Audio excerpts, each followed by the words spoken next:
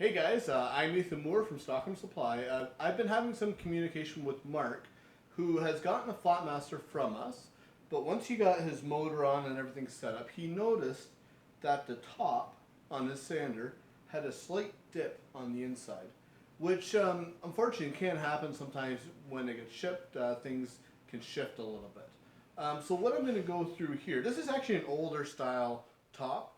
But this is a sander I'm putting together just with some used parts here for a demo. But I want to show you guys here what this top looks like. So if you look at it here, it's my straight edge. You can maybe see that little light, the gap of light underneath there. So that's what I'm talking about when I mean a little dip. Now thankfully, that can be fixed very, very easily. So I'm going to show you guys how to do that. So if we're looking at, this is a piece of paper.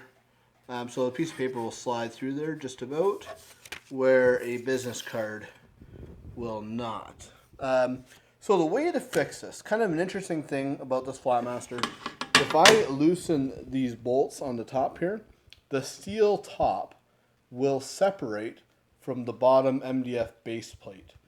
So when I do that, what I can actually do with shims is add a little bit, basically a paper thickness, to that MDF and bolt the top back on. So I'm going to show you how to do that here. So the first thing I want you to do is just get an idea where the dip is. So if you look on this far edge, perfectly flat over there.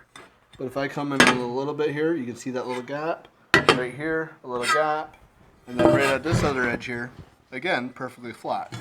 So I know that pretty well right through here is where I'm going to need to put my shim. So what we're going to do now, loosen the top bolts.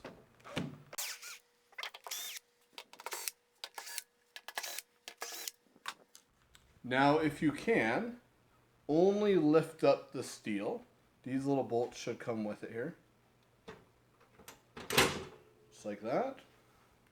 And we're going to put this aside. So now, we got this MDF here. So again, right here is where I'm going to put my shim. Now what I like to use for a shim, masking tape works really well. I really only need about a paper thickness. And nice thing about this, rather than using a piece of paper, it's not going to move around and shift on me. I can put it very precisely where I want to put it. So yeah, really straightforward here. I'm going to start with my masking tape right here. Put it down. Whoops. Try not to overlap it at all.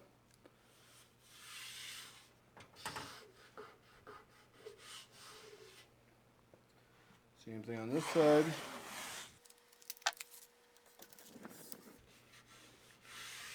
And there we go. So now make sure we still got this MDF lined up to the bottom holes. And then we can go ahead and put the steel top back on here.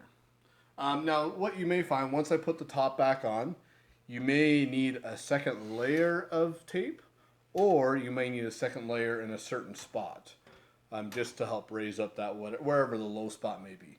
But right now I think that this is going to be this is probably going to fix my issue here. So we got the steel top here. So we're going to line this up to the holes, just like that. Oh, I got too far that way.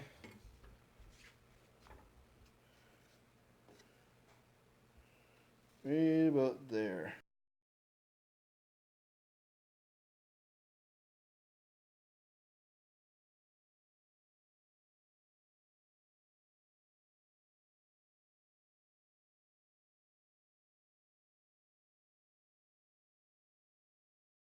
Alright, so now that we got her tightened up, we'll get her straight edge, and we'll see how I did here. So now if you look at that, way better, but you can see there's still a tiny gap on this side. So there's my piece of paper. So this may mean, yes, I can still get my paper under there, but over here, she's perfect. What I will probably do then is I'll pop this back off. I'll put a second layer of tape right here just to raise that up ever so slightly. and we will be done. So yeah, same thing there. Okay, and I may need a little piece on this side as well. But that gives you an idea. What I'll do is I will finish this up, then I'll give you guys an idea of the finished product. So I've added a second layer of tape here, and then right in this section, I have put also a second layer. So if you look now, if you come here and look here, she is in good shape. Very consistent all the way across here. So I am pleased as punch. So yeah, if you are having those issues, which can sometimes, when things get shipped, things can shift and change, and when you add your motor, it's always good before you use it just to take a look at it. And if you need to adjust anything, it's fairly simple to do. Just by kind of doing what I did there. You don't have to use masking tape. You can use actual shim stock if you want.